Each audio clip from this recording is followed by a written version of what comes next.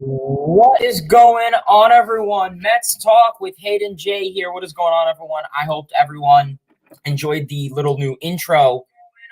All right, audio sounds good. I hope everyone enjoyed that little new intro that was on.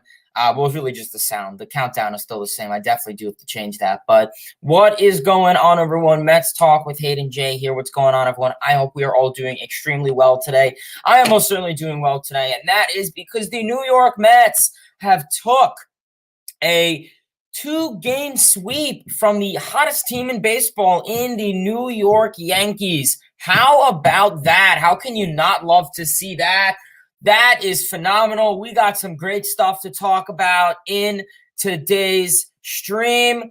So we are going to get into that. But before we get into all that stuff, everyone, please smash that like button, turn on those post notifications, tell your friends about this channel.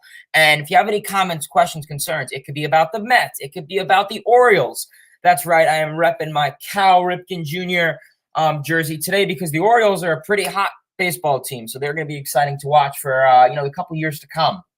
So all of that great stuff. In today's stream, we are going to be going over the New York Mets and the New York Yankees series recap. We are going to be recapping the Subway Series, what I liked, what I didn't like, and some overall, a little bit of an analysis in regards to it. So that's going to be super exciting for that. Then we are going to be going over the New York Mets and the Miami Marlins series preview. The Mets are coming down to Miami, my home state in Florida. So who knows, maybe I'll go to a game. I will get into that a little bit later in this stream. Then we are going to be going over some Mets news, your guys' comments, questions, concerns, anything you guys drop in the chat, I will read all of it. So let's stop wasting any more time and let's get into that Subway Series. How about that? The New York Mets started off this Subway Series and they took both games. It was a 2-game set and they took both of those games. How about that? That is phenomenal. Coming into this, the Yankees were favored to win. The Mets were the underdog. And hey, I mean, the Mets have really always been the underdog for the most part in New York. And they really showed themselves this series. So let's get into it. Game 1, as we know, Game 1 was Tuesday's game. The New York Mets won by a score of 6-3. How about that? That was a great way to win. The New York Mets won Game 1 by a score of 6-3. We had Taijuan Walker on the bump for the Mets. Walker had an okay outing. 6 innings pitched, 7 hits, 3 runs, a walk, 3 strikeouts, 101 pitches. 66 of those were in the strike zone. Like I said, Walker had an okay outing. I mean, you look at those numbers, only 3 runs, not bad. Walker gave up a lot of hits. Like we said, 7 hits in 6 innings. Walker's splitter slider definitely wasn't intact early on. I will say a lot of his stuff, he didn't really get control of his repertoire until, maybe the 5th, 6th inning. He started off this game, like I said, giving up back-to-back home runs, so the hard contact he was having a little bit of a complexity with early on in this game, but that's okay. He later, like I said, he got control of all of his stuff, and he got his repertoire together, a little bit later in this game, and that's okay because the Mets offense helped him out. We will get into that though. Then following that, Adam Ottavino came into relief. 1 2/3 innings pitched, a hit, a walk, 30 pitches. Pretty good outing for Ottavino, no complaints. Got into a couple jams, but Edwin Diaz was able to get him out of it. Diaz with the 4-out save, 1 1/3 innings pitched, only giving up a hit and 4 strikeouts. Phenomenal outing from Edwin Diaz. I mean, he was pure nasty. I mean, listen, when you go into the 8th to get that final out on Joey Gallo, I mean, everyone was saying that's a strikeout to come. So, I mean, it really was because, I mean, you look at Gallo's numbers and then you look at Diaz's numbers, with the strikeout. So, really overall, a phenomenal, day on the mound for the Mets. Obviously, Walker going 6 innings and then Ottavino almost going practically 2. And then Diaz, for the 4-out save, really helped out your bullpen. I will say for the least. Now, getting into this Mets offense, what is there not to love? Mets scored 6 runs, 10 hits. Mets were hitting with runners in scoring position and really got things started against Montgomery, the southpaw, early on. And like I said, the Mets, when you're facing a lefty, you need to get to these left-handed pitchers early. And that's what they did this game. And that's really what I like to see. Getting started in the first inning, Starling Marte hits a solo home run to left, going 353 feet. So that's what you like to see from Starling Marte. Following that, Pete Alonso had an RBI double to center to bring in Francisco Lindor. To cap off the first inning, Eduardo Escobar had a 2-run homer to left, 385 feet to bring in Alonso and himself. So Escobar, definitely a much-needed hit to start off this series. Going into the third inning, Starling Marte scored on an error. Lindor was safe at first, like I said, to a throwing error by third baseman Josh Donaldson. It hit him in the head, the ball, or his helmet. He was fine, but then it trickled on into right field. So obviously with the speed of Marte, he was able to score. And then in the 8th inning, to cap off all the runs, Jeff McNeil decided to get in on some of the action, and Jeff McNeil had an RBI single to left to bring in Francisco Lindor. Like I said, great night offensively for this team. I mean, this team was really doing a great pleasure offensively. Taking a look at some of the offense that the Mets provided for the team that night, they only had 2 walks. But like I said, they struck out a little bit and they rarely walked, but they really relied on a lot of those hits. They had a total of 19 base runners, obviously, so that was big. But looking at some of this, Pete Alonso had a phenomenal night. He reached base all 4 times. He went 3 for 3 and then had a walk. So Alonso with a phenomenal night. He's probably the player of this game offensively. Marte 2 for 4, Lindor 2 for 4, McNeil 1 for 4, Escobar 1 for 4, Nito 1 for 2. So definitely very enjoyable to see that night. Obviously, in terms of the win-loss, Taijuan Walker gets his 8th win of the year, and Edwin Diaz gets his 22nd save of the year. So the New York Mets, like I said, won Game 1 by a score of 6-3. Now, let's get into Game 2. Definitely a really exciting game and probably a little bit more close. Getting things started, we had Mad Max Scherzer. We had Mad Max Scherzer on the bump for the New York Mets. Scherzer, it was his birthday, so he definitely had a pretty good birthday for the most part. 7 innings, 5 hits, 0 runs, 2 walks, 6 strikeouts, 99 pitches. Like I said, Scherzer really had his stuff. I mean, maybe like the first 4 innings, he gave up 8 fly ball outs. Definitely he had some hard contact, but Scherzer was fortunate enough to have the defense positioned where they were. And of course, there wasn't any wind or any, external factors that would prevent the ball from leaving, or that would, keep the ball from leaving the ballpark. So Scherzer definitely got a little lucky there, gave up a little hard contact, but it didn't do anything too major. So very impressive outing from Scherzer. He looked good. We know that in the first inning, he used the pitch calm, and then he just completely ditched it in the second inning. He just said, screw this. I'm a Hall of Fame level. I'm a Hall of Fame level pitcher. And Nito and him just went, basic old school style following that. Following that, David Peterson was put in, and kind of a weird thing to put in Peterson, in my opinion. It was high leverage, so it was 2-1 at the time. Peterson did not have the best outing. Only faced a third of an inning, a hit, 2 runs, a walk, and a strikeout. Obviously, Peterson, only 8 pitches, 4 of those were strikes, was put into this game to try and relieve Max Scherzer. I don't know if Showalter's wasn't, I don't know if Showalter's intention was the 2 outs, was the 2 inning save. I highly doubt it. Considering, like I said, it's really high leverage, and Peterson, has gotten better in those situations, but not so much out of the bullpen from what we've seen. As a starter, yes, but not in the bullpen. So, yeah, I don't know. Kind of curious to see that. He walked the batter, 4 balls, walked him, and then Torres, 2-run bomb, and then he, struck out the following batter, and then Showalter immediately went to Lugo to his bullpen. So, kind of a weird thing to do there.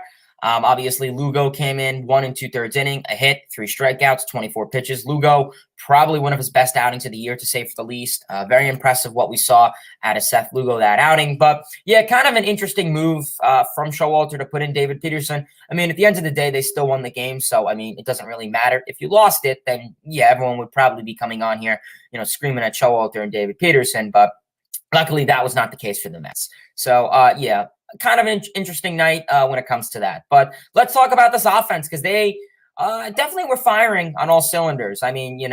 Pretty good game offensively, to say for the least, for this New York Mets team. And getting started in the second inning, Pete Alonso had a solo home run to left, his 26th of the year, going 369 feet. Going into the third inning, Francisco Lindor had an RBI single to right to bring in Tomas Nido. And then in the 9th inning, to walk things off, Starling Marte had an RBI single, his first walk-off as a New York Met, to bring in Eduardo Escobar to make this team win. So that was definitely really cool to see the Mets walk off against the Yankees on the Subway Series. Mets offense did a pretty good job, I guess, for the most part. Domingo Germán was, coming in. You only made him work 4 2/3 innings. You beat him up a little bit. The strikeouts were a little high this game.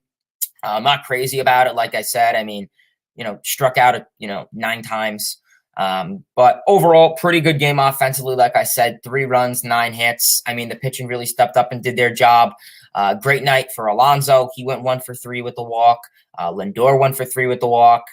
Marte 2 for 5. What else do we have? Nido 1 for 3. Escobar 1 for 4.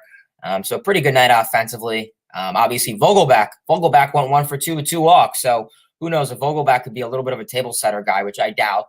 That could really be something interesting for them. So really good game for the New York Mets. Obviously, Seth Lugo gets the win, his second on the year, not a starter, so that is why. So that's going to be super exciting to see how that goes. But now the Subway Series is in the books. The New York Mets took the 2 games from the Subway Series, and now the New York Mets will be going down to Miami to play a 3-game set against the Miami Marlins, who, we've seen pretty much for the most part, this season, like I said. So that's going to be super exciting. But let's dive into this Marlins series. It's going to be a really good series for the New York Mets, hopefully. Getting into it, the New York Mets are going into Miami with a record of 61-37, second best in the National League. Obviously, they are 30-20 on the road, so that is really good to see.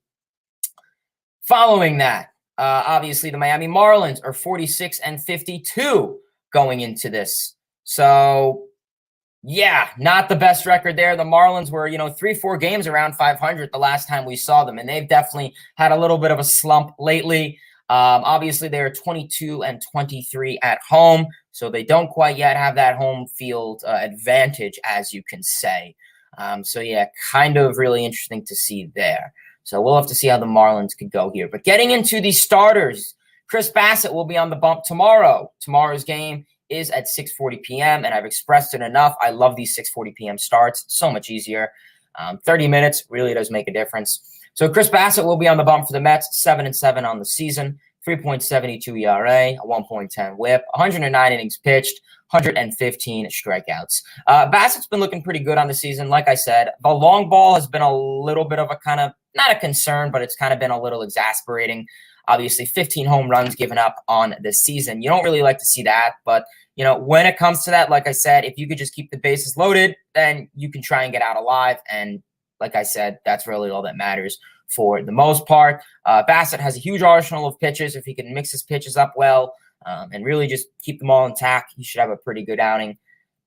Obviously, it will be a challenge, though, because the Marlins will have the Cy Young, probably a Cy Young favorite. I don't know if he's a definitive Cy Young. I don't know if he's going to be a definitive Cy Young, but that is going to be in Sandy Alcantara. Obviously, Alcantara is 9-4 on the season, a 1.81 ERA, a 0.90 WHIP, 144 and 1/3 innings pitched. Pitches thrown has been very high for Alcantara. And I'm going to get into that a little bit after I finish this analysis. 133 strikeouts, phenomenal, 7 home runs. So it doesn't give up many home runs like we've seen. Alcantara is having a phenomenal season. I mean, the Mets have just really had a hard time hitting this dude in the past. For the most part, when the Mets have faced him, it's just really been hard. His last outing against the Pirates pitched a really good gem for the most part. Doesn't give up a whole lot of hard contact. So like I said, facing Alcantara, that's going to be the challenge. Getting into game 2, the New York Mets for Saturday's game, which is also at 6:10. We have Carlos Cookie Carrasco on the bump for the New York Mets. Obviously, Carrasco having a pretty good season for the most part. Like I said, the first inning complexities are really no longer here. He's really been getting out of the first inning unscathed and cleanly, so that's going to be the biggest thing for Carlos Cookie Carrasco going into this inning. Obviously, the fastball slider combination, that's his 2 deadly stuff. If he can mix those up well, you hope for some success against the Marlins lineup. And then obviously, like I said, Carrasco, 10-4 on the season, 4.07 ERA, 1.35 WHIP, 104 innings pitched, 101 strikeouts. So pretty good outing, doesn't walk many guys. For the Miami Marlins, they will have Trevor Rogers on the bump. Their left-handed southpaw, 4-10 on the season, 5.85 ERA, a 1.60 WHIP, 87 2/3 innings pitched, 83 strikeouts, and 12 home runs. So home run ball's been a little bit of a concern. I know Alonso has definitely got him on that a little bit, but should be a pretty interesting start. Like I said, Rogers really is one of the guys that the Mets could feast on early and then just pitch a no-hitter practically for the rest of the game. So hopefully that's not the case for them. Rogers definitely has had some okay numbers against the Mets. Obviously, in 2021, his rookie season, he really owned the Mets. But now the Mets have been getting a little bit better when it comes to hitting with left-handed pitching on the mound. So if you can try and work something with that, that'll be really good. But we will just honestly have to wait and see. So that'll be game 2. And getting into game 3 and the final game set of this 3-game series, Sunday's game, which will be at 1:40, the New York Mets will have Taijuan Walker on the bump for the New York Mets. Super, super exciting. Taijuan Walker has been having a pretty good season for the most part. Like we said, he got a little roughed up with the hard contact last outing. This will be his second start, his first division start going into the second half. So that's going to be really interesting to see how he could, fare out in this outing. Walker, 8-2 on the season, 2.67 ERA, 1.11 WHIP, 97 2/3 innings pitched, 76 strikeouts. Hasn't been having a hard time with the home run ball, only 6 home runs really in the first half. Really only 4 in the first half. Obviously gave up 2 his last outing. But yeah, Walker has really been pitching pretty well for the most part. That splitter slider has been doing well for him. He's throwing that split finger much harder, much more aggressive, and it's resulting in a lot of swinging and misses and a lot of strikeouts. So hopefully if Walker could have that stuff intact, he could hope for some success, keep the ball on the ground. He can kind of be a strikeout, ground ball combination type of guy. If that could be the case for him, expect a really good outing from Walker. And for the Miami Marlins, they will have Pablo Lopez, who's honestly been having a pretty good season. Obviously, he, was having a Cy Young caliber season in the first half, and it's kind of dipped down to reality a little.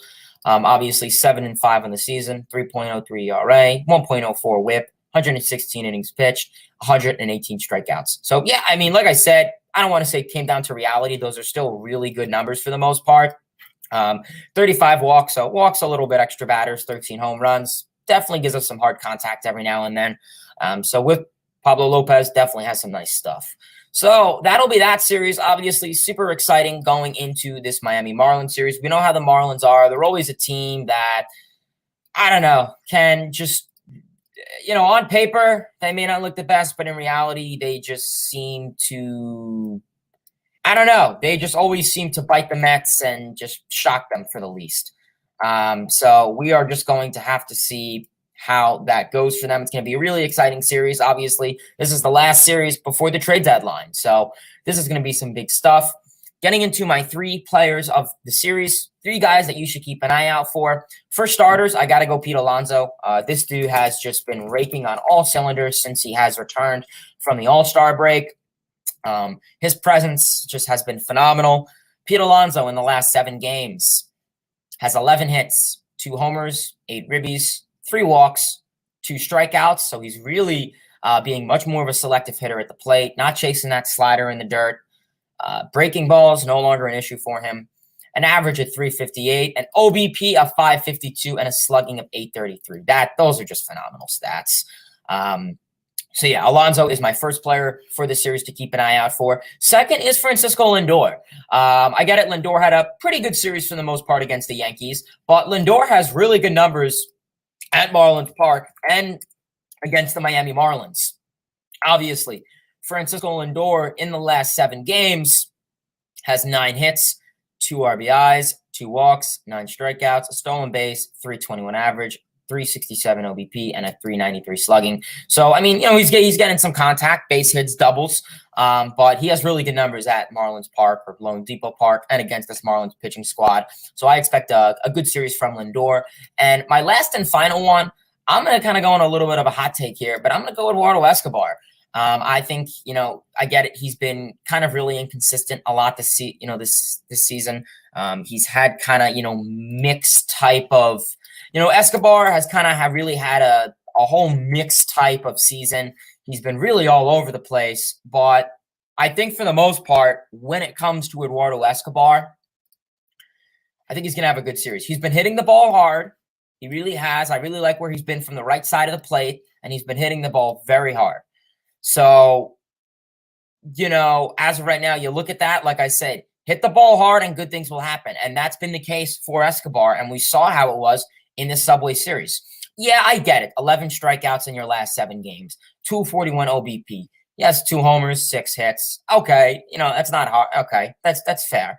So I don't know. This Marlins squad, we know how that lefty matchup could be Saturday with Trevor Rogers. Obviously, Escobar, a switch hitter, can definitely take advantage of that. So I think it's going to be a good series.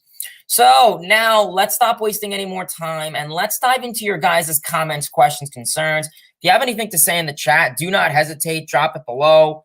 Let's see what you guys have to say. What's going on? RJ, Gio. Frederick says, hey, buddy, I always love this time of year heading into the dog days of summer where it gets exciting. Let's go Mets, baby. Yeah, absolutely, man.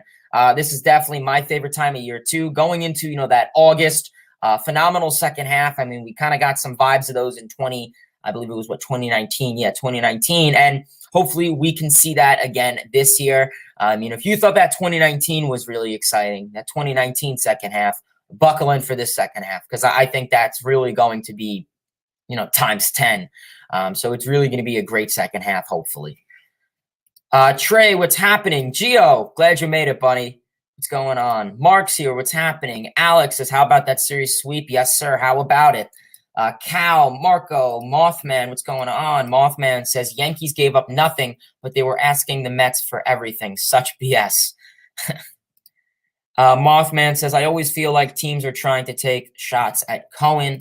It's a shame that Max didn't get the win, but it was nice that the guys we count on all came through. Alonso, Lindor, Marte got the big hits. Yeah, I mean, like I said, when it comes to win-loss record, I could really care less with that. But yeah, I mean, obviously, I guess it looks nice on paper. And, the casual standpoint, I guess it just looks nice to see.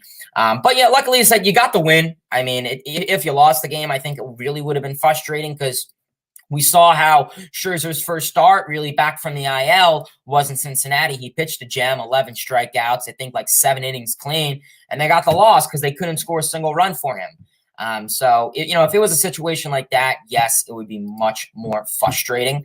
But luckily for the Mets, they were able to get the win. Lugo got it, and you know what, Lugo's had a really rough time this season, and he pitched well. So I'm really happy for Lugo that, he was able to, be successful there.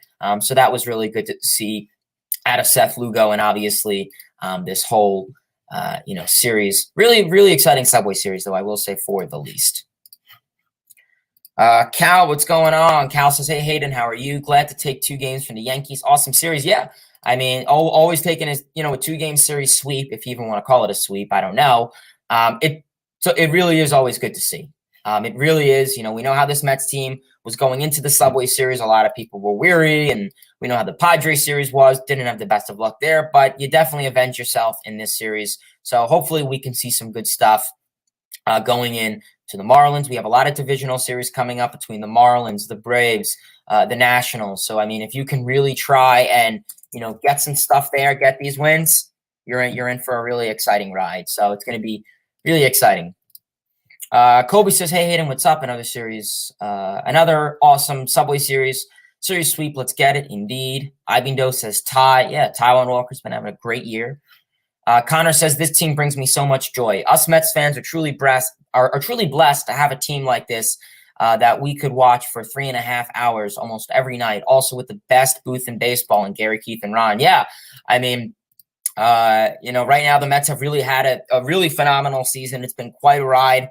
I mean, I know there's been a lot of other great teams out there. Obviously, the Mariners have had a really interesting ride. The Orioles, how about them? They're having a season to remember so far. So, I mean, just overall really exciting to see. But the Mets, Mets are just, I don't want to say magical, but they always there's something about them that I guess a lot of fans find enticing. And, I mean, this was just a really good series overall. Marco, what's going on? They certainly are. Cal says, I love the offense this series. Plenty of 2-out hitting and hitting with runners in scoring position. Yeah, I mean, maybe in Game 2, not as much. But in Game 1, I mean, you took advantage of that. And we saw that in Game 3 of this Padres series just a couple days ago. And, I mean, like I said, little stuff like that, is really going to be a big thing. We saw how it was last year. This Mets team was just not clutch. They were not hitting with 2 outs and runners in scoring position, and it really cost them last year. And we saw how they were in the first half this year. I mean, we saw the 2-out hitting. We saw all the, famous comebacks that they've had. And it's just really been phenomenal. So, I mean, like I said, 2-out hitting and hitting with runners in scoring position is going to be huge for this New York Mets team. Especially, when you're facing really elite bullpens, you got to tack on early. And that's what the Mets are doing. Ibindo says, let's not sleep on Escobar during this series. Gave us a clutch 2-out runners in scoring position, go-ahead 2-run homer in the first game, and his leadoff double in the bottom of the 9th in the second game propelled victory. Yeah, man, I mean, Ibindo, you are 100% right. I mean, I know that I've definitely kind of shit on Escobar. I think it's safe to say the last couple weeks, but I mean, it was really hard, I guess, to defend Escobar. I mean, he had that Ranger series that went well. Okay. He had a couple good, Philly series and divisional series, but, when it came to Escobar the last couple of weeks, I was coming on these streams saying, it's really hard to defend him. I mean, he just was not doing an even adequate job, coming up to the plate, chasing all these 0-2 counts that he'd get in, strikeouts. He just simply enough was not doing a good job. And it was just really hard for me to come on here and defend him. But now, I mean, he really was responsible for being the victor, obviously, in this Yankee Subway Series. Obviously, Game 1, like you said, he had that 2-run homer. Would have been a 1-run ball game if that wasn't the case, and could have been much more pressure. And then obviously in yesterday's game, started things off and scored the winning run with that double. So really selective hitting there from Escobar. You like to see. Paul says Mets are up against the best team in baseball. Yeah, I mean, they took 2 games from the best team of baseball. I mean, that's really what you like to see. And they split the series against the best team in the NL, the Dodgers, back in June. So, I mean, just little stuff like that is really going to, help you be a successful team. Drunk, what's going on? He says, bro, your wall is next level. I appreciate it, man. My awesome Mets setup, memorabilia, whatever you guys want to call it. Definitely loving that. As you can see, I got some great stuff. There's some dressers back there. Maybe I'll do a video on it. I don't know. Maybe like an off-season video or something. If I don't have much to talk about, maybe I'd honestly like do some type of like, wall show off type of thing. Maybe we'll see how things go. Name says, greetings from Argentina. Let's go Rangers. All right. That's good. Appreciate you tuning in. Peter, what's going on? Jaden says Astros. I mean, yeah, Astros are having a pretty good year. Definitely competing for first in the AL with the Yankees. You guys definitely roughed us up a bit. Drunk says you should be on ESPN somewhere. You got a baseball voice.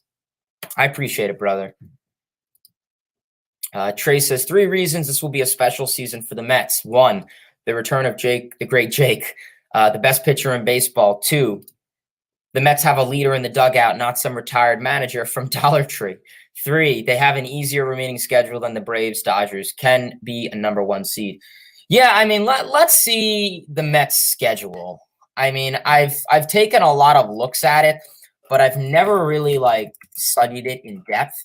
But from what I've seen, the Mets do have a really good schedule, or not a good schedule, but I guess an up to par schedule going into the second half. So let's see. I'm going to try and pull it up on my phone. If it doesn't work, I'll pull it up on my computer. Maybe I'll just pull it up on my computer, honestly. Stand by for 1 second. Let's see, because there's definitely...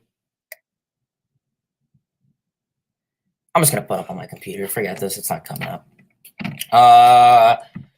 So, yeah, obviously, schedule.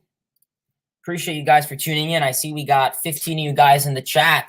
If you guys have any comments, questions, concerns, it could be anything baseball, anything Mets related, don't hesitate. Drop it below in the comment section, and I'll definitely try to the best of my ability to answer it. So, yeah, obviously the Mets have a lot of series, Nationals, Braves. You have a 5-game set against the Braves. That's going to be a huge series. Probably could determine who stays in first. Reds, Phillies, Braves, Phillies, Yankees, Rockies, Dodgers, Nationals, Pirates. So, I mean, that's really like the August. A lot of August. I mean, you play 1, 2, 3, 4, 5.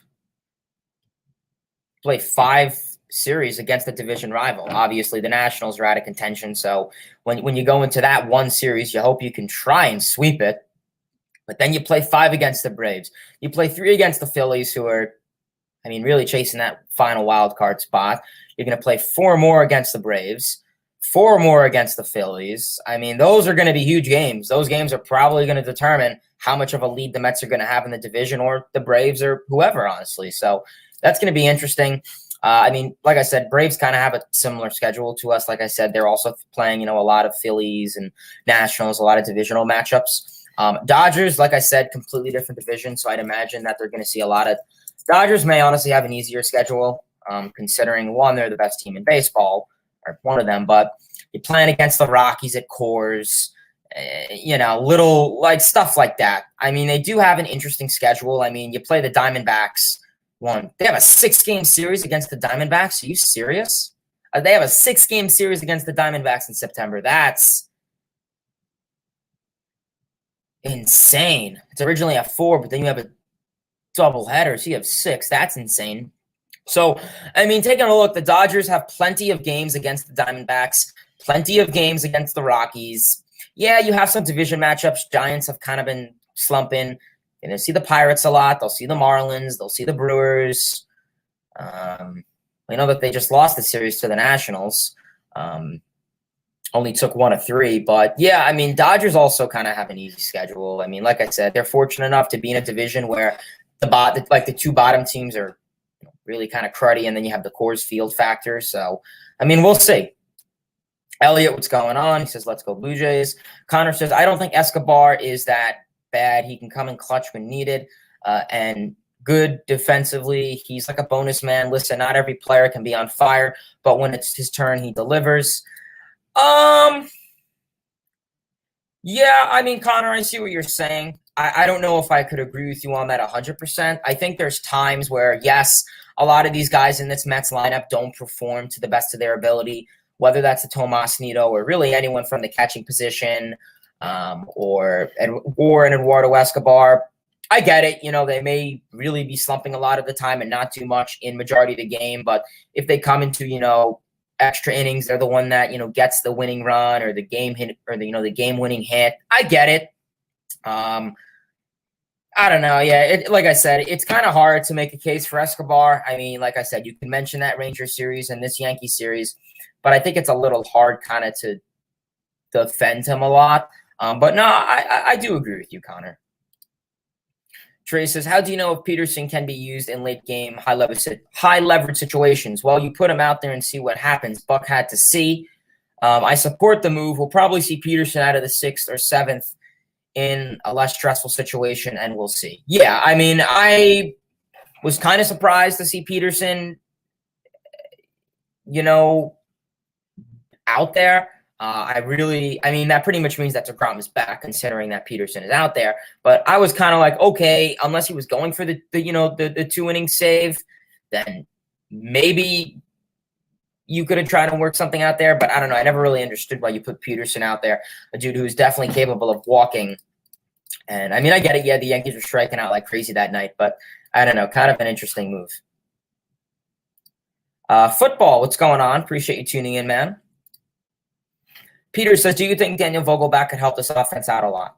Yeah, I mean, I definitely think they can make a strong case for helping. I definitely think he can make a case for helping out this offense. I mean, hey, we're 3-0 with him.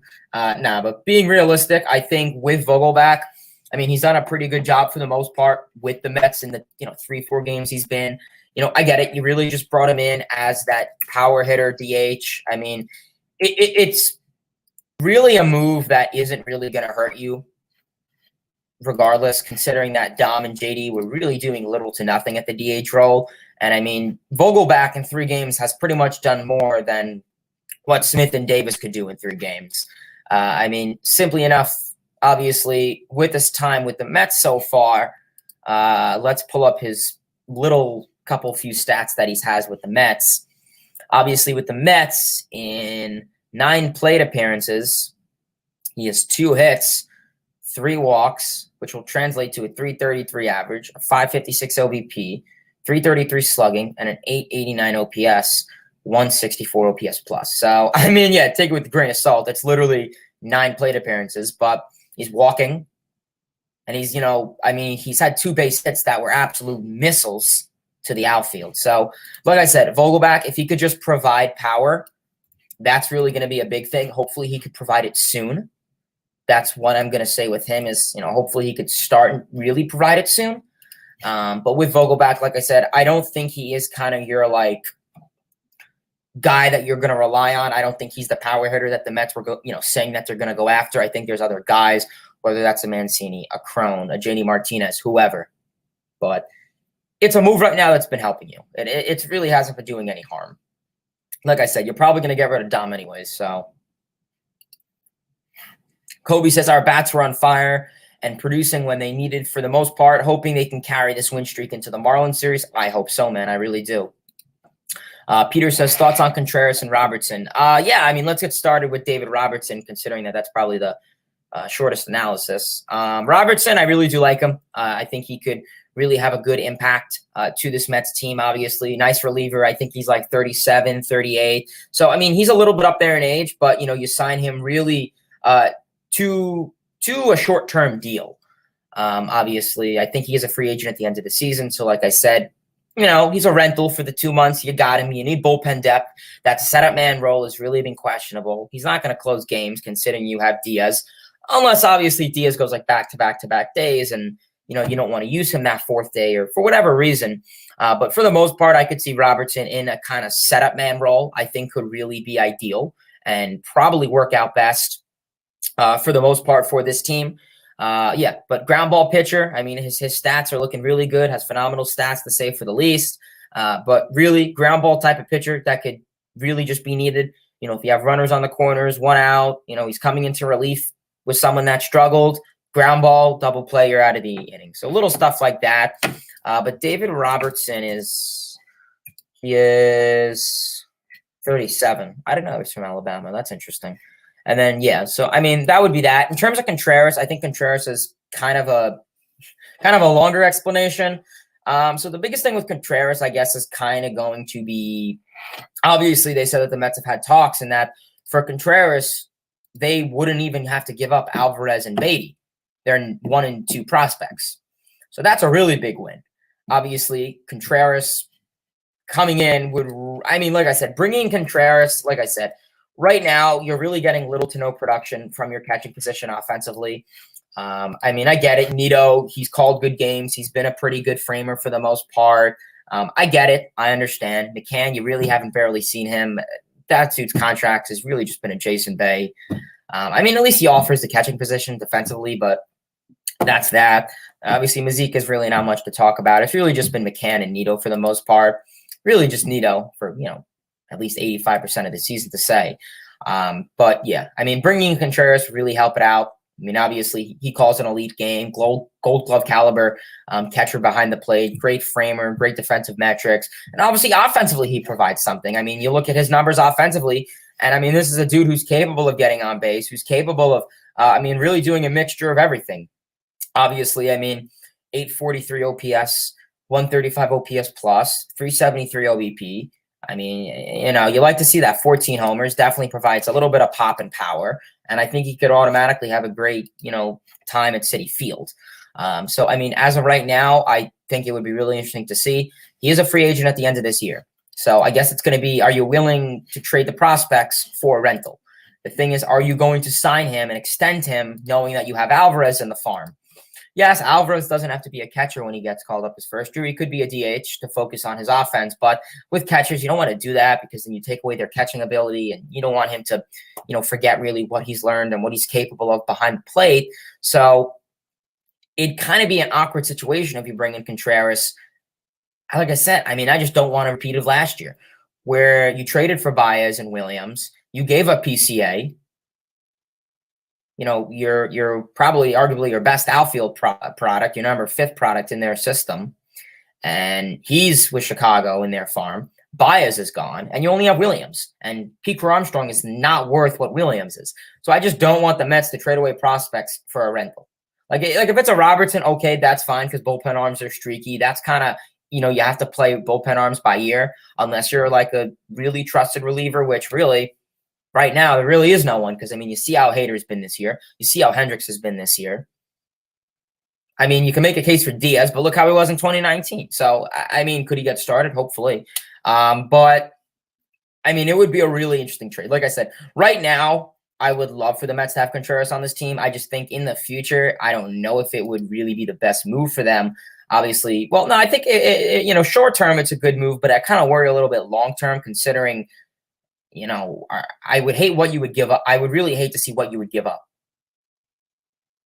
And then they walk coming November or whenever. Listen, if you win a World Series trophy, I don't care. But, yeah, it would be kind of interesting to see you give them up, and then if they walk, like I said, if Alvarez wasn't the case, then I'd say, sure, extend him. And you could, and you still can. Sports fans says, should the Mets trade for Trey Mancini and Jorge Lopez? All right, another trade. So let's get into it.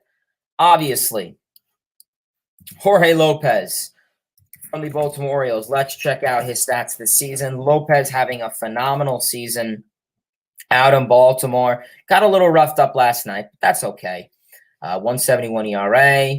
0.99 whip, 47 and 1/3 innings pitched, 52 strikeouts, 19 saves on the year. Like I said, southpaw guy. You need some type of remedy to fix that left-handed approach in the bullpen. Lopez solves that. So really, like I said, that's kind of more the minor, smaller move there. The big one is Mancini. Obviously, Mancini, is his value as high as a lot of people think it is? No, but I just think because he's been with the Orioles for a while, I guess there's the personal value. His power numbers would be better at Citi Field. Obviously Camden Yards has that left field porch, which they really brought backwards. So now there's less home runs there. And it said that if I think I read somewhere that if Trey Mancini played all of his games at Citi Field, he'd have like 21 homers. And that is, that'd be second for the Mets right now. So yeah, would really be interesting to see. When it comes to Mancini, kind of could be interesting to see. Like I said, a bat can do a little bit of everything for the most part. DH, he could be that, alternate first baseman. Obviously if you don't want to use a guy like Canna or, if JD's still on the team or if Dom Smith is still on the team. So kind of just little stuff like that. So super interesting.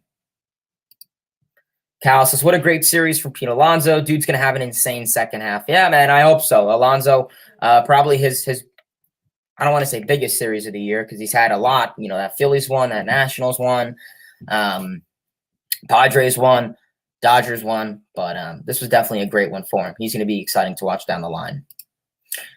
This is a good question. Marco says, Mets will rely on a 6-arm rotation? I'm going to say no.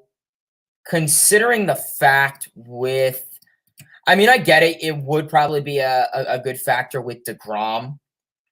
But my only concern with the 6-arm rotation would really be the one less day that Scherzer gets. Obviously, DeGrom, it helps out. I just don't know if that, we've kind of seen how, days off could be for relievers, and then they could have a hard time getting intact and getting in sync in their next outing. So I'd be a little weary of that. Maybe if he gets the playoffs, that could be something to explore. It would be something to explore, obviously, because they're probably not even going to pitch every other 5 days. So we'll see. Alex, I appreciate you tuning in, man. He says, love the content, Hayden. Keep it coming for my go-to guy for Mets. Appreciate it, Alex. Definitely appreciate it. And you're doing a good job on your channel. If you guys want, definitely check out iHeart Sports. Great guy. Does some does some great baseball content, does the power rankings. Great power rankings. Trey says Marte might be the most meaningful signing this offseason of all of them. A guy who is just a pure hitter is exactly what we needed, and he's clutch too. Yeah, definitely a clutch guy. Definitely you could like to see what you could really get out of him. Obviously, he offers speed, and speed has been a huge factor to this team. Like we said last year, this team offered no speed. And I get it, he's really not stealing anything like crazy. Obviously, Marte last year at this time was hovering around 35 stolen bases, and he got to a total of, 50. And I'm not really asking for stolen bases and, insane, speed on this team. I am to the extent. But what Marte can do if he's not stealing a base is he could score on a double from first to home. Little stuff like that. So, that's really going to be the impressive thing when it comes to Starling Marte. You have some great speed on this team, to say for the least. You really do. Whether that's in Eduardo Escobar, Francisco Lindor, Starling Marte, Brandon Nimmo is pretty underrated when it comes to speed. This is definitely a guy who definitely is very speedy. Not many people know about Nimmo's speed. He's definitely a speedy guy. So hopefully stuff like that could work out. David Peterson has been fantastic all year. He's not a reliever, end of story. And that's the thing is because I've always advocated on this channel for the last year, and I've said it 1,000 times, and I'll say it again. I always wanted the Mets to go the way they did. I always wanted the Mets to go with the approach that the Brewers had with Corbin Burns and Brandon Woodruff, where you would put David Peterson and Tyler McGill in the bullpen to start off and then release them. Maybe once, a guy or two is gone, whether Carrasco's gone or whoever, their time expires due to free agency, and then you release them into the rotation. So that way they could be in the bullpen, figure out their repertoire, figure out what they need to do, gain velocity, limit down the velocity, work on their pitches, their movement, whatever it is. And I think all teams should do that, like with a lot of prospects. Max Meyer, he's a Marlins pitcher. He's getting Tommy John now. He literally just got called up 2 weeks ago. He was their top pitching prospect. And pitched literally a game and a half. He pitched one game, I think cleanly. It wasn't cleanly, but it was okay against the Phillies. And then pitched one inning against the Pirates, and then came out in the first inning because he had an injury, and then now he's getting Tommy John. So, I don't know. It's just little stuff like that that's been, I guess, really intriguing to say for the least. So, we'll honestly have to see. Karen, what's happening? Cal says, I understand a starter having trouble coming into the middle of the inning with runners on, but if you're starting the inning in relief, is it that much different? I'm not being snarky. I just haven't played baseball, and I am curious what the difference is. Well, I guess that's more of a mental difference is really the thing overall, Cal. Coming in and having runners on the corners that you didn't inherit can kind of be an intriguing factor. It really is a mental thing. I don't really think it's a physical thing. I mean, yeah, maybe if, it's runners on first and third, you're coming in trying to bail out the pitcher before you, and you get a ground ball double play, one pitch. So, okay, yeah, that could be the physical aspect. But I think as of right now, I think it is really a mental thing. So, yeah, I mean, we're honestly going to have to see. But, yeah, I think it's more a mental thing, if anything. So I'll have to see. Peter, what's going on?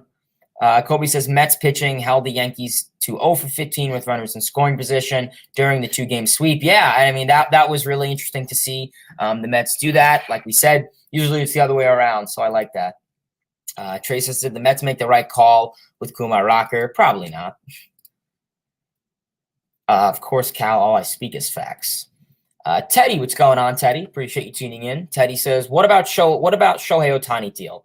It makes sense. You get left-handed power hitter, a DH, and a good pitcher. It could help them seal the NL run. I mean, absolutely. I just think in terms of what you really are going to have to give up. I get it. You have that Billy Epler relationship. Obviously, Epler was with the Angels, but he was the guy that brought Otani to his Angels team back in 28 or 17, whatever it was, I think it was an international free agent signing. So, I mean, Epler, literally is the reason that dude is playing for the Angels. So, I mean, just, really little stuff like that has really been a big factor. But, yeah, I mean, I think Otani, regardless of what team he goes to, would really offer anything that is extremely valuable. As of right now, to say for the least, he's a pitcher. And then he hits. I get it. His offense has been a little quiet this season. I mean, last year he was, allegedly, going to hit, 30, 40, almost even 50 home runs. How many home runs did Otani finish with last year? Let's see how many he finished with last year. So last year, Shohei Otani finished with, are they going to show me his stats, or are they just going to show me his awards? I get it. He's a great pitcher, but I need to see his stats. Last year he hit 46 home runs. So, I mean, right now he's at 21. So, I mean, I guess he's on pace. You know what it is? And what's crazy is, like, I look at his average. I mean, the only thing that's, like, really down is, I guess, the OBP and the OPS plus, obviously. He is striking out a little bit more, and I guess the walks are about the same thing with Otani, but he's still having a great year. Obviously, like I said, he's a pitcher and could hit.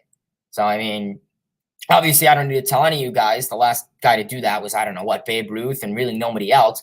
Yeah, you've had your Grenkes, you've had your Colognes, whatever. But Otani really would just, I mean, there's so much with Otani that you can get. I mean, when you talk about a player that does everything, I think of Shohei Otani. He could pitch, and then he could hit a 2-run homer for you the next day. Just little stuff like that. I mean, Otani, he's a pretty big dude. He definitely has some power. I mean, so he could be a power hitter, a table setter type of guy. He's definitely capable of leading off or, being, in the second, third, a table setter type of guy. And then obviously, I mean, he really offers everything. Obviously, in bringing Otani into the Mets really could seal the deal to the extent. I mean, obviously, you address your pitching rotation. It would then address your bullpen because you would put a guy, whether that's a McGill when he's fully back healthy or whoever, whether it's a Walker or someone in the bullpen. So you really be addressing, it's really, two birds and one stone situation type of thing. So, I mean, Teddy, I would love it. It really would be phenomenal. Alexander says, howdy, LFGM. Appreciate you tuning in. Trey says, could Francisco Alvarez really make his debut this year? If Contreras gets traded, probably not. Maybe they call him up as a DH, but like I said, catcher, you need to work on the defense. I don't want them calling him up. And Kobe says Mets have a 1,000 winning percentage in games Vogelback is in. Common W for sure, man, for sure. Blue City Empire Sports, appreciate you tuning in, man. He says, I'm so happy that the Yankees got Andrew Benintendi. I totally forgot we swept the New York Mets, but who cares? We got Andrew Benintendi. So I'm not sure if you're a Mets fan or a Yankees fan, or unless I just misread that, but no. But yeah, I mean, I'll tell you this. I mean, the Benintendi bring in was really a big thing for them. I mean, right now their DH product. I mean, not even their DH because it was Stanton, but you were getting nothing with Gallo. And Gallo was literally just practically playing on the bench. And I didn't really understand really much why the Yankees. I don't want to say why they brought him in, but right now, Gallo, I mean, this dude is getting booed. I mean, he's literally a strikeout. And when Diaz literally came in, I literally said to myself, Diaz is going to strike out Gallo. I would bet $1,000 my college tuition on it, and he did. So I mean, little stuff like that. But yeah, I'll tell you this though: the Benintendi trade was a really good move for you guys. I did like that. Obviously, I really did like that move. I mean, you look at Joey Gallo's numbers, and I mean, people like thought, oh, he's not bad. He just strikes out a little bit. Yeah, it's been really abysmal for him this year. I mean, this dude, 12 home runs, 37 hits. He's literally a home run or strikeout. I mean, 80 OPS plus, 629 OPS, 285 OBP. So, I mean, maybe he'll walk like once a week, but yeah, you're really getting nothing out of him. Obviously, we know Stanton, he's hurt. He's on the 10-day IL. So that's obviously a big thing right there. Makes up for the absence of Giancarlo Stanton. He is on the 10-day IL. But, I mean, you look at Benintendi's numbers, and he's really having a good season. He really has that, kind of that hard uppercut swing, and that's been helping him really be successful this season. You look at his stats: 320 average, 123 OPS plus, 785 OPS, 387 OBP. So he's getting on base. He's getting on base plenty. He doesn't strike out a lot. He walks about average. He doesn't hit for like crazy home run power. Only 3 homers this year in 390 plate appearances, but great table setter guy. He could be a great leadoff guy. We know that like the Yankees really haven't got. I mean, LeMahieu's been having a pretty good season. He's been okay. So I think like a LeMahieu Benintendi could be a really nice thing in that order for you guys. RJ says, when do the Mets release their City Connect jerseys? They haven't said. David Peterson should never be coming in high leverage situations. Have to see Max's start. Was a waste because he didn't get the win. I would have been so pissed if the Mets lost that start. Yeah, Daniel, likewise, man. I agree. Daniel says, what about a deal for JD Martinez, Kike Hernandez, and Christian Vasquez from the Red Sox? Yeah, I mean, Red Sox are definitely a team to explore. Obviously, JD Martinez has been, I guess, kind of a big topic of discussion. My only thing with Martinez is he's really horrible defensively, so I'd hate really to put him in the outfield. And I get it. I believe he is a free agent this year. Or is he a free agent? Let's see. But he's really a DH candidate, and that's really all you got. And I hate to have a guy who could just play DH and not the field. So really what it comes to is the versatility is not there from JD Martinez. When is he a free agent? Oh, he's on a 5-year deal, $109 million. So I guess in terms of what the contract will look like, I mean, his numbers are good, obviously. I mean, high average, gets on base plenty, hits for some power. I don't know where he's batting with Boston. I don't know if he's batting cleanup or batting third, but surprising his run creation isn't higher. So I don't know. We'll see. I mean, that'll be, a really interesting to see. That'll be a really interesting to see. With JD Martinez, I heard some, rumors that the Dodgers may be a team of interest. But, we'll see. Kike Hernandez could be a nice thing. Christian Vasquez, okay, nice thing. I mean, you get 2 outfielders there. I wouldn't be crazy about Kike just because I just think that would really clutter this outfield depth right now. But I really would like JD Martinez. But like I said, there's some flaws to it. Kobe says the Baltimore Orioles and Seattle Mariners have been very exciting to watch this year. Also, the AL East division is insane. All teams are above 500. Yeah, that is true, man. The AL East has really been an exciting division. I think the Red Sox maybe 500 or I think a game below. We'll see. But super, super, super exciting division. The AL East is probably the most exciting division in baseball right now. I really like Vogelbach. He gets on base. Yeah, I agree, man. He definitely does. Daniel's also going to say, ever since McNeil and Peterson's wives had babies, they both have been struggling. Yeah, it's actually a good point. I never really noticed that or thought of it. Trey says, can Francisco Lindor be better than Fernando Tatis Jr.? Well, I mean, Lindor's the one staying on the field. Tatis can't. If Tatis could stay healthy, we'll see. Obviously, Tatis defensively isn't.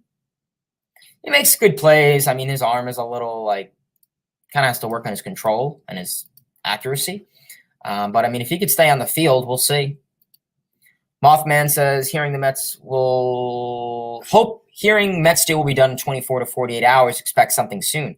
We'll see. I mean, right now what's today's date? That's great. Today is the 28th, August 2nd. So, I mean, they made some moves a little bit earlier last year. Obviously, they got Rich Hill a couple days before the deadline, and it started this year. You got Vogelback practically 2 weeks, a week and a half before the deadline. So, I mean, we're honestly going to have to see.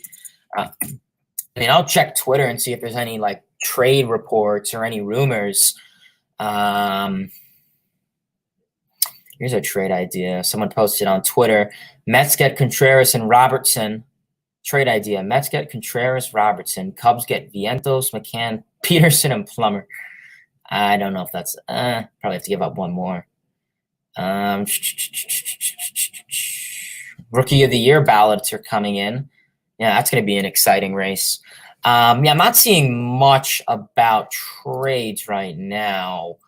I'm not seeing much about trades like in the last hour. Obviously, the same usual with Contreras and Robertson and, what have you there. So, I mean, we're going to have to see how that can go.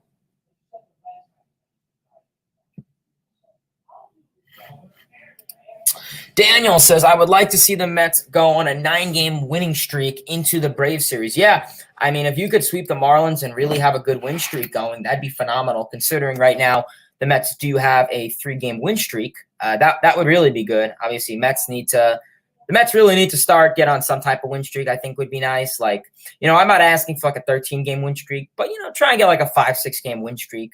It could really give you some leverage, really help you out quite a lot. Marco says, any news on Conforto? Last I checked, Conforto and his agent Scott Boras have checked in with some teams, really good teams, to quote them exactly, and one team in Canada. So it clearly is the Toronto Blue Jays, unless there's another team in Canada. But, right now, I mean, that's really been it. They were saying that he was going to be expecting to sign with the team around the trade deadline, and that's passed. So I don't know what the thing with Conforto is. Is he going to wait? Is he going to wait till the offseason? I think that would be a horrible decision because that'll make his value go down completely. I mean, you had a down year and then literally didn't even play it for a year due to injury. So, I mean, that would really be a really bad factor if Conforto, waited. The more he waits, I mean, I think it's just going to hurt him. Mothman says, when the Mets make this trade, everyone will be shocked. Yeah, it's going to be interesting. Douglas, what's going on? Daniel says, in my opinion, Dolly Rodriguez, J.D. Davis, Jankowski, Smith won't be on the roster on August 2nd. Yeah, I honestly have to agree with you on that. I mean, Rodriguez, maybe I could see staying. Jankowski, I mean, I think he'd kind of be like that lower-end bait in the trade. But Dom, I really can't picture Dom being with this team. I mean, the Mets were even saying they wanted to trade him before the deadline. So, I mean, who knows? If there's a trade tonight or tomorrow, expect Dom to possibly be part of the package. JD, I think JD probably may be sadly part of it too.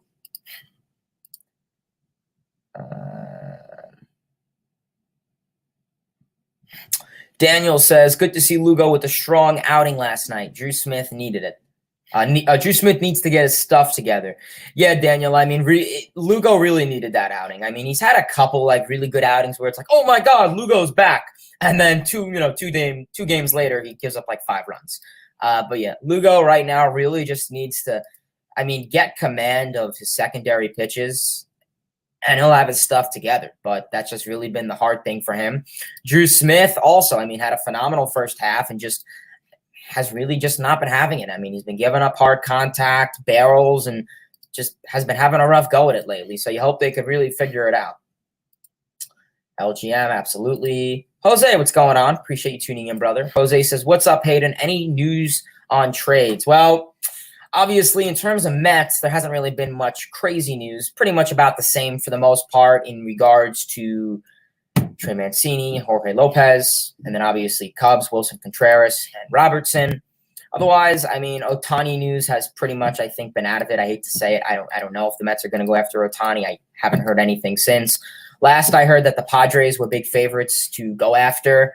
Last I heard the Padres were a big possibility to go after Juan Soto, and that'd be amazing. I mean, having Machado, Tatis when healthy, and then Soto on that Padres team, I mean, that's some big money right there. But I mean, I think the Padres are definitely capable of, keeping those guys 100%.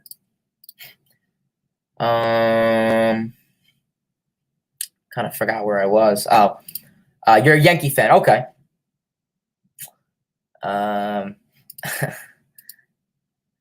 What's your favorite American League team, says Douglas? I mean, I guess it's going to be the Rays, considering I live in Florida. But honestly, it may have to be the Mariners right now. I mean, this Mariners team has just been like on fire lately. So I may honestly have to say the Mariners, just because, I mean, this Mariners team has been electric. Who knows? Maybe the Orioles too. I mean, they have an exciting future. They got a great farm, got some great prospects in the mix, some great guys to keep an eye out for. So who knows? Maybe it'll be them. But right now, I kind of rooting for the Mariners in the AL. I meant to say I forgot that we got swept. Oh, okay, I got you, man. Daniel says Benintendi is replacing Stanton. Oh, it's for the year. I thought it was out for 10 days. Braces. Uh-oh. I feel you guys. Thomas says Lindor can be better.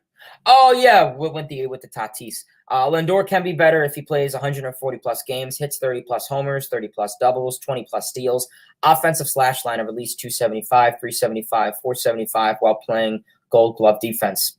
Yeah, I mean, I can't argue with that. I agree with you, Thomas. Kobe says excited for DeGrom to come back for the Washington National Series. Luckily, he'll be facing a poor offensive team, so that'll help him out, especially his first game back. Yeah, no, that's a good point. Definitely a good point. Hopefully, he can try and get some stuff rolling. Jose says, can the Mets bring up Vientos already? It will be an upgrade from JD, please. Yeah, I mean, I heard that he's been having his last like 6-7 games. He's really been raking. I heard he hit his 18th homer of the year, I believe, just the other day. So strikeouts have actually been going a little down for him. So that's good to see. But yeah, Jose, I mean, listen, right now I agree with you. I mean, at first I was kind of like, oh, the strikeout ratio, I'm a little worried. You have to translate that to the MLB level. But I mean, it really doesn't be, what you're getting out of JD and Dom, it's not going to hurt Vientos. So may as well. Panther Greatest YouTube. He says, hello from Greece. Let's go Mets, Hayden. I appreciate you tuning in, man. You were probably my first viewer from Greece, I believe. Nick says, Francisco Alvarez is the #1 prospect in baseball. I know. I was super, super happy about that. He definitely deserves it. He really does. He really does deserve it. He's been having a really good season. Hold on. Give me 1 second. I'm sorry about that. Yeah, he's been having a really good season. I mean, he just got called up to AAA. Hopefully, he can start to warm up soon. But otherwise, yeah, I mean, I've been very impressed with what we've been seeing out of Alvarez. You're a St. Louis Cardinals fan. That's cool. Daniel says Polar Bear has been on fire after the All-Star break, and same thing last year. I mean, the difference is last year he was kind of slow in the first half and exploded in the second half. But this year he was on fire in the first half and is on fire times 10 in the second half. So I mean, that's just mind-boggling to think what his numbers at the end of the year can look like. LFGM, absolutely, Marco. Teddy says Boston Red Sox are selling. Any take? Yeah, I mean, let's take a look at the Red Sox.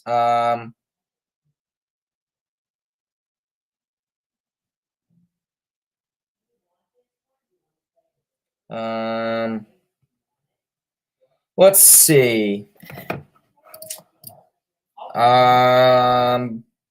Boston Red Sox. Yeah, I mean, let's see what's going on with Boston. So, yeah, I mean, they're officially a game under 500. Huh? 49-50. Yeah, I mean, I don't know. I don't know if they'll file court. I don't know if they are going Sorry. I don't know if they're going to fire Cora. That'd kind of be hard considering like the success that he's had with them in the past. Excuse me. So yeah, I mean, I think firing the core is kind of out of question, but I mean, they just really have been having a rough go at it. I mean, the Chris Sale thing is a really big blow. I mean, Story's kind of been slumping. I mean, yeah, Devers has been doing pretty good. Xander Bogaerts has been doing pretty good. Okay, you got those two guys carrying the team, and then you got some sneaky guys. Rob Refsnyder, Frankie Cordero. He's been pretty nice. Pitching's been a little rough. I mean, to some aspects of it from what I've seen. I don't follow the Red Sox consistently, so I really couldn't tell you. But from what I've seen, defensively, they've also been struggling. I've been seeing a lot of that. So, I mean, it's unfortunate. Red Sox made it to the wild card game last year.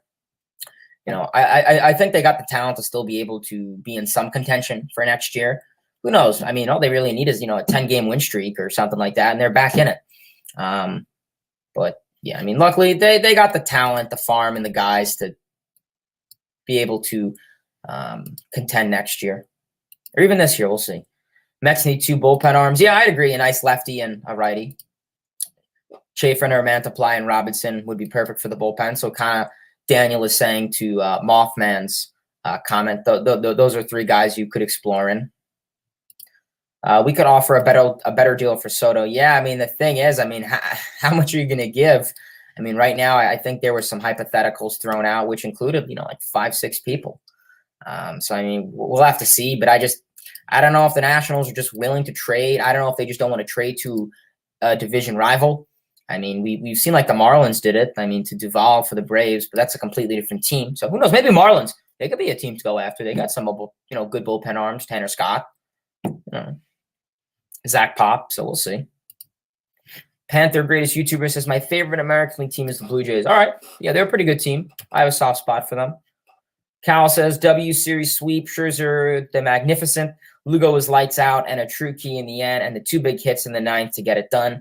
Statement-making series win for the Mets. Absolutely. Really, really loved what I saw this series.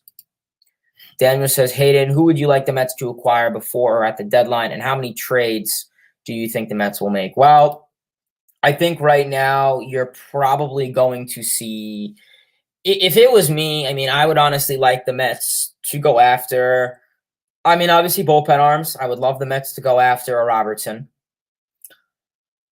I would like to make that Cubs trade. I really would. I mean, I know I was kind of like talking negative about it before, but I really would kind of like that trade, to be honest. I mean, I'm just thinking right now, I mean, it really depends on what you give up. But, I mean, Robertson would really be nice. Obviously, you wouldn't have to give up, what you would have to give up for just singly Contreras. But Robertson would really be nice. Contreras would be nice for the short term, obviously. Chafin could be nice. Bullpen arms are really just hit or miss on who you go after. Who knows? They could even call someone up from AAA or September call up to help out the bullpen also. But you're going to need a big bullpen arm. So your bullpen, whether that's a Robertson, a Benintendi, no, not Benintendi, a Robertson. I don't know why I said Benintendi. He's on my brain for some reason, I guess, because of the trade. But let's restart. Robertson. One guy I would like is Tanner Scott from the Marlins.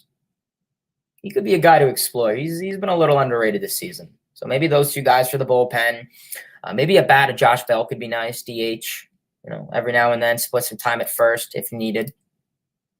So I think those are a couple good ideas there. How many trades they'll make? I mean, probably maybe like 2, 3. It depends. If it's like one big one and then you make like 2 kind of minor ones, maybe.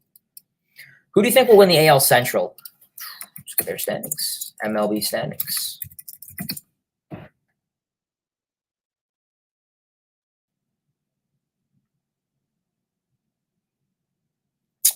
So in the AL Central, it's the Twins, and then a game and a half back of the Guardians, 3 games back of the White Sox, and then kind of out of contention, 12 and a half and 13 games back of the Tigers and Royals.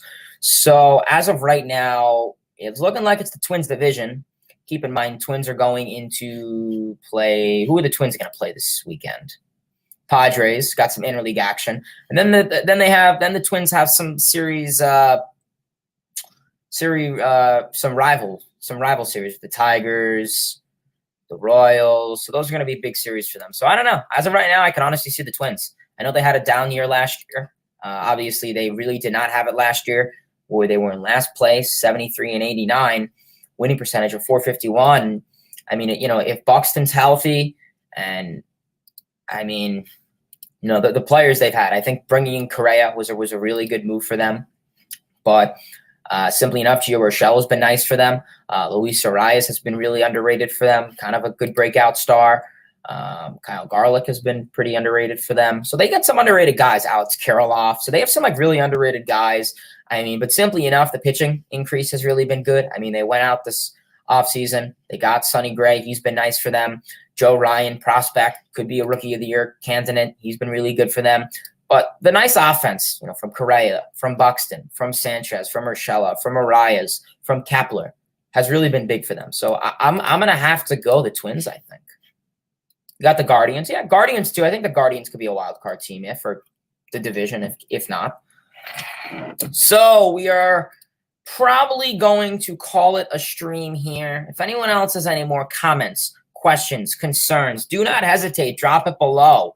Obviously, I really do appreciate all you guys for tuning in to today's stream. As always, we had a really good stream. Like I said, if you guys, I was going to say, I really do appreciate you guys for tuning into today's stream. As always, the comments, the support has been phenomenal. I like how the chat's been getting very, more chaotic. Obviously, a lot more commenting, a lot more fans. I know we have some Blue Jays fans in the chats, some Cardinals fans, all that stuff. And it's really great to see during the deadline a lot of non-Mets fans tune in. I love Mets fans, but it's good to see, a mixture because, I like talking about the Mets, but it's also awesome to talk about, a lot of other, great fan bases out there. So really do appreciate you guys for tuning in. As always, final question. Do you see the Cardinals winning the NL Central? Yeah, I could. I think it's really between them or the Brewers. But as I said, we're probably going to call it a stream here. As always, I really do appreciate you guys for tuning into today's stream. As always, like I said, everyone, please smash that like button, turn on those post notifications, turn on those post notifications so you never miss a stream. Hit that ring bell, notification bell, whatever it's called, so you never miss a stream, a video, anything. All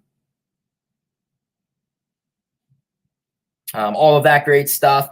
If you're rewatching this on replay, I really do appreciate you guys for tuning in for 1 hour and 17 minutes. Definitely, you guys are legends. LFGM, appreciate it. Like I said, trade deadline is coming up, so it's going to be super exciting. As always, it always gets chaotic. So definitely, who knows? Maybe I'll be live that day. I mean, we'll see what my schedule is like. I believe it's on August 2nd is on a Tuesday. So I don't know. Maybe I'll come on, or I don't know. We'll see. I may be at work probably till 3. So probably be at work during a lot of it. So probably what's going to happen is maybe I'll come on live after and I'll discuss all the big trades live. So yeah, maybe something like that could be a possibility to explore. So otherwise, I appreciate you guys for tuning in. In today's stream, we did go over the New York Mets and the New York Yankees Subway Series summary. That was great to talk about. The Mets took 2 out of 2 against the New York Yankees. Then we transitioned into the New York Mets and the Miami Marlins series preview. We went over how the Mets will be playing a 3-game set in Miami. So that was super exciting. And then finally, we went over all your guys' comments, questions, and concerns. As always, you guys have been killing it with the chat lately. I always do appreciate it. If you guys want to follow me on Twitter at Mets Hayden, definitely do that. It will be on the screen momentarily for my outro. So if you want to follow me on Twitter, that way you'll know when I'll be streaming in advance. If you want to DM, we could chat about baseball or really whatever I guess you guys want to chat about. I do not mind. Really, really do appreciate you guys for the nonstop support. Like I said, it's really been phenomenal. Like I said, Mets, we're going into the second half. It's really going to be exciting. I'm super excited. It's this time of year that I love. I think someone said it in the chat before. It really is the awesome time. If you thought that 2019 second half was surreal, buckle in because you're in for a much more exciting part. We're going to see plenty of walk-offs, plenty of comebacks, but don't get me wrong, we'll see plenty of unfortunate moments. So we will see. I may be going to the Marlins game in Miami, possibly on Saturday or Sunday. We have to see how my schedule goes. If not, oh well, I'll watch it on TV. So that'll be super exciting. Otherwise, I really do appreciate you guys for tuning in. Like I said, smash that like button, turn on those post notifications, tell your friends about this channel, hit that like button, subscribe. If you're rewatching this on replay, awesome. If you have any comments, drop them in the comment section below when the stream is over. Otherwise, I appreciate you guys for tuning in. Till next time, baseball fans, see ya.